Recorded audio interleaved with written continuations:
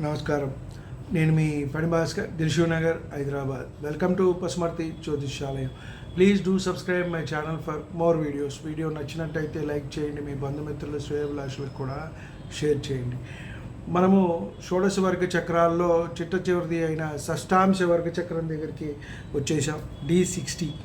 గత కొన్ని వీడియోలుగా మనం షోడశ వర్గ చక్రాల గురించి తెలుసుకుంటూ ఉన్నాం. D1 నుంచి కూడా మనము రాశి చక్రము, నవాంశ D9, అలాగే సప్తమాంశ D7, పంచమాంశ D5, అలాగే షోడశాంశ, దశాంశ, షోడశాంశ, సప్తాంశ, సప్తవింశాంశ, ఇవన్నీ కూడా తెలుసుకుంటూ వస్తున్నాం. చతుర్థాంశ, త్రిశాంశ, సప్తవింశాంశ, ఈ వర్గచక్రాలన్నీ కూడా మనం తెలుసుకుంటూ వస్తున్నాం. చిట్ట చివరిది అయిన షష్టాంశ వర్గచక్రం దగ్గరికి రావటం జరిగింది.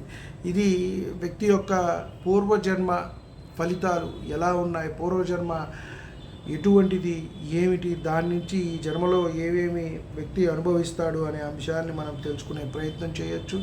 అలాగే కవలల యొక్క జాతకాల్లో కూడా ఈ వర్గచక్రం ఎంతైనా సరే ఉపయోగపడుతుంది. మనకి కవల పిల్లలు పుట్టినప్పుడు 2 లేక 3 నిమిషాలు, 1 నుంచి 2-3 నిమిషాల్లోనే తేడా ఉంటుంది. 5 నిమిషాలు పెద్దగా ఎప్పుడూ ఉండదు, అదేదైనా పెద్ద డిఫికల్టీ అయినప్పుడు డెలివరీలో. కాబట్టి రాశి చక్రంలో గ్రహస్థితి కానీ నవాంశలో కానీ పెద్దగా మనకి మార్పు ఉండదు. కాబట్టి D60 అనేది వారికి ఎంతైనా సరే ఉపయోగపడుతుంది. అలాగే మనము గత కొన్ని వీడియోలుగా రాశుల్లో మహర్దశలు నడుస్తున్నప్పుడు విషయాలు కూడా తెలుసుకుంటూ వస్తున్నాం. గురువు శుక్రుడి వరకు రావటం జరిగింది. కొన్ని వీడియోల్లో శని, రాహు, కేతువుల గురించి కూడా కంప్లీట్ చేసుకోవడం జరుగుతుంది. తర్వాత అంతర్దశల గురించి కూడా మనము తెలుసుకునే ప్రయత్నం చేద్దాం. అలా నిత్యం మనం కొంత జ్యోతిష్య విజ్ఞానాన్ని పెంచుకునే ప్రయత్నం చేద్దాము అని చెప్పని మనము చెప్పడం జరుగుతోంది. ఇంతవరకు చాలా సబ్స్క్రైబ్ చేసుకోకపోతే సబ్స్క్రైబ్ చేసుకోండి. నా తదుపరి వీడియోలన్నీ కూడా అందుబాటులో ఉంటాయి. మనం చిట్ట చివరిది అయిన షష్టాంశ వర్గ చక్రానికి రావటం జరిగింది. D60 నవాంశ వర్గ చక్రం తర్వాత ఈ వర్గ చక్రం అత్యంత ముఖ్యమైనది షష్టాంశ అని చెప్పని మనం చెప్పవచ్చు. రాశి చక్రమే ప్రామాణికం. రాశి ఇవన్నీ చక్రాలు పరిశీలించినా మనం మళ్ళీ రాశి చక్రానికి వచ్చే ఫలితం అనేది చెప్పవలసి ఉంటుంది. కాబట్టి ఈ వర్గ చక్రం నుంచి వ్యక్తి యొక్క పూర్వజన్మ ఫలితము, కర్మ ఫలితము, అసలు ఎందుకు జన్మించాడు, పూర్వజన్మ కారణము ఏమిటి, కర్మ ఫలితములు, కవల పిల్లల జాతకాలు, అలాగే ఇక్కడ కూడా సాధారణ శుభాశుభ ఫలితాలు అన్నీ కూడా మనం ఇక్కడ తెలుసుకునే ప్రయత్నం చేయొచ్చు అని చెప్పవచ్చు. ముఖ్యంగా కర్మ ఫలితం ఎలా ఉంటుంది, అది అనుభవించక తప్పదు ఎవరైనా సరే. కాబట్టి కొంత దాన్ని తగ్గించుకోవడానికి మనం ఏమి చేయాలి అనే ఫలితాలే మనం ప్రయత్నమే చేయటం తప్పితే దాన్ని తప్పించుకోవడం అనే ప్రయత్నం అయితే మనము చేయలేము. తగ్గించుకునే ప్రయత్నమే కొంత మనము చేసుకోవచ్చు. ఈ షష్టాంశ వర్గ చక్రంను మనము ఒక ఇండిపెండెంట్ రాశి చక్రం లాగానే ఇక్కడ పరిశీలించుకోవాలి. కవలల జాతకాలని మనము ఎక్కువగా కూడా ఇక్కడ పరిశీలించినట్టే గ్రహస్థితి అనేది మారుతూ ఉంటుంది. ఈ షష్టాంశ వర్గ చక్రంలో లగ్నము, గ్రహాలు, ఆరుఢ లగ్నము, భాగాలు అంటే ఇక్కడ డిగ్రీలు అన్నిటినీ కూడా మనము పరిశీలించాలి అని చెప్తోంది. అలాగే వ్యక్తి యొక్క కృతజన్మ మరణాన్ని కూడా ఇక్కడ మనము తెలుసుకోవచ్చు. వర్గచక్రంలో వ్యయస్థానము మనకి గత జన్మ గురించి చెప్తూ ఉంటుంది. ఎప్పుడైనా చూడండి, పూర్వపుణ్యము 1591 మనకి ఇప్పుడు ఉన్నది, భాగ్యము పూర్వజన్మ నుంచి తెచ్చుకున్నది, అలాగే పంచమం వచ్చే జన్మలో మనకి ఎటువంటిది జరగబోతున్నది అనేది కూడా మనకి తెలుస్తూ ఉంటుంది. అలాగే కృత జన్మలో మనము ఎటువంటి ఇబ్బందులు పడ్డాము, మరణాన్ని పొందాము, ఇవన్నీ కూడా మనకి ఈ వర్గచక్రంలో తెలుస్తుంది అని చెప్పని మనము చెప్పవచ్చు. ఈ షష్టాంశ వర్గచక్రం వ్యక్తి కృత జన్మలో మరణించిన సందర్భాలు, కారణాలు, ఇబ్బందులు, ఎటువంటి పరిస్థితులు అన్నీ కూడా తెలుసుకోవచ్చు. వ్యక్తి గత జన్మలో ఆకస్మికంగా ఏమన్నా కాలం చేశారా, యాక్సిడెంట్గా అయ్యిందా, ఈ జన్మలో ఇంకా అది వెంటపడుతూ ఉంటుందా, కొంత తీసుకున్నట్టయితే ఇందాక మనం సబ్కాన్షియస్, సూపర్ కాన్షియస్ ఇవన్నీ కూడా తెలుసుకున్నాం. ఆ గత స్మృతులు అనేవి అప్పుడప్పుడు వస్తూ ఉంటాయి. పెద్ద బిల్డింగ్ నుంచి పడిపోవటం, రోడ్ యాక్సిడెంట్స్ అవ్వటం, నీళ్ళల్లో వెళ్ళటం, ఇవన్నీ కళ్ళుగా కూడా వస్తూ ఉంటాయి కొంతమందికి.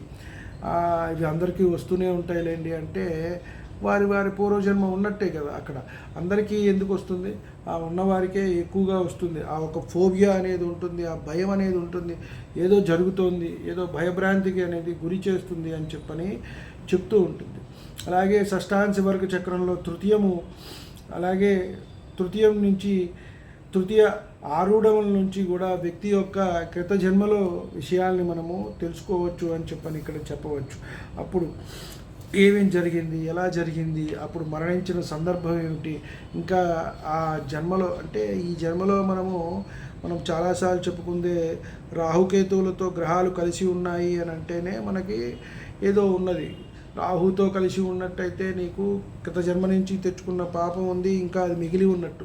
కేతువుతో కలిసి ఉన్నట్టయితే కృత జన్మ పాపం తెచ్చుకున్నావు, అయిపోతుంది అని మనకు అర్థం. అంటే ఈ జన్మలో జన్మరాహిత్యం అవుతుంది, ఇక్కడితో ఆ పాపాన్ని మనము తగ్గించుకుంటాం, పూర్తి చేసుకుంటాం అనేది జరుగుతుంది అని మనం ఇక్కడ చెప్పవచ్చు. ఈ షష్టాంశ వర్గ చక్రంలోని అష్టమం వ్యక్తి గత జన్మ యొక్క మరణము, అలాగే ఇంటి నుంచి ఎంత దూరంలో, ఇంట్లో చనిపోయారా, హాస్పిటల్లో చనిపోయారా, ఇవన్నీ విషయాలు కూడా ఇక్కడ మనము తెలుసుకోవచ్చు అని మనం చెప్పవచ్చు. ఈ వర్గ చక్రంలో నవమంలో రాహు ఉంటే వీరు అంతర్గతంగా ఎక్కువగా ఇబ్బంది పడుతూ ఉంటారు. కొంతమంది ఇలాంటి ఫోబియాలకు వెళ్ళటం కూడా, ఎక్కువగా మానసికంగా కూడా కొంత భయాందోళనలు, భావోద్వేగాలు, ఎక్కువగా ప్రతిదానికి అతిగా స్పందించడము, కొంతమంది మనం చూస్తూ ఉంటాం ఎక్కువగా అరవటము, ఇవన్నీ కూడా ఉంటూ ఉంటాయి. మనం ఏదో అనుకుంటాం, వ్యక్తిగా కొంత ఉంటాం, కొంత మానసిక రుగ్మతలుగా ఉన్నాయని హాస్పిటల్కి వెళ్ళటం, ఇవి చూడటం, కొంత దీనికి ఇటువంటి సంబంధాలు కూడా ఉంటాయి అని మనం చెప్పవచ్చు. ఈ షష్టాంశ వర్గ చక్రంలో లగ్నంలో రవి, సప్తమంలో శని ఉంటే ఈ వ్యక్తి కూడా స్వతంత్ర భావాలు, ఎవరి మాట వినపోవటం, తల్లిదండ్రుల మాట అసలు వినకపోవటం, తన మాటే నెగ్గాలనుకోవటం, అన్నీ పాడు చేయటం, ఉన్నవన్నీ కూడా ఇది చేయటం అనేది జరుగుతూ ఉంటుంది. ఎవరి సహకారము లేకపోవటం, ప్రేమ ఆప్యాయతలు లేకపోవటం, ఒంటరిగా ఉండిపోవటం అనేది జరుగుతూ ఉంటుంది. కొంత ఆలోచనలు, పిచ్చి ఆలోచనలు, అనవసరమైన ఆలోచనలు, అలాగే తనకు భద్రత ఏమీ లేకపోవటం, ఇలాంటివన్నీ కూడా జరుగుతుంది. వ్యయస్థానానికి ఆరూఢము ఉపపద లగ్నం అవుతుంది. దీన్ని కూడా మనం చూస్తాం. ఆరూఢం చూసేవాళ్ళు దీన్ని కూడా చూస్తారు, వ్యయస్థానాన్ని చూస్తారు. ఉపపదం అనేది ఎవరు వస్తుంది, ఏ అధిపతి వల్ల కలుగుతుంది తనకి ముచ్చువు అనేది కూడా మనకి చెప్తుంది.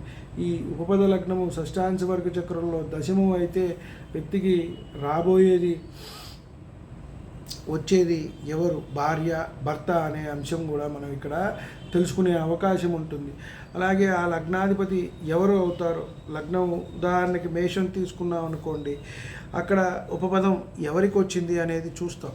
ఆ ఉపస్థానము కుజుడికే రావచ్చు, కుజుడి నుంచి గురువు వరకు వ్యయస్థానం ఎక్కడైనా రావచ్చు. ఆ వచ్చిన స్థానాధిపతిని బట్టి ఆ అధిపతి ఇతనికి మారకాన్ని ఇస్తాడు. ఉపపదం అనేది అక్కడ మనకి ఇక్కడ తెలుస్తుంది. కాబట్టి ఆరూఢ చక్రం కూడా వేసి చెప్పేవాళ్ళు దీన్ని ప్రామాణికంగా తీసుకొని చెప్తారు. ఆ మహర్దశలో కానీ, ఆ అంతర్దశలో కానీ వాడు మారకం చేస్తాడు అని. ఇక్కడ రాహుకేతువులకి ఇక్కడ ఉండదు. ముఖ్యంగా మనం తీసుకున్నట్టయితే ఈ సప్తమాధిపతులు ఎవరైతే ఉన్నారో వీరిలో ఎవరో ఒకళ్ళు అవుతారు. ముఖ్యంగా రాహుకేతువులు వారి అంతర్దశలో ఆ కారకత్వాన్ని కూడా ఇవ్వటం జరుగుతుంది. అంటే ఇక్కడ రాహుకేతువులు దశల్లో కూడా ఈ ఇబ్బంది అనేది ఉంటుంది, కానీ వారికి దాన్ని బట్టే ఇక్కడ ఇవ్వటం అనేది జరుగుతూ ఉంటుంది. అలాగే ముఖ్యంగా మనం కవల పిల్లల జాతకాలు పరిశీలించేటప్పుడు కూడా వారు ఎటువంటి విద్యను అభ్యసిస్తారు, ఎటువంటి రంగాల్లో వీరు రాణిస్తారు, ఇవన్నీ కూడా మనం ఇక్కడ పరిశీలించవచ్చు.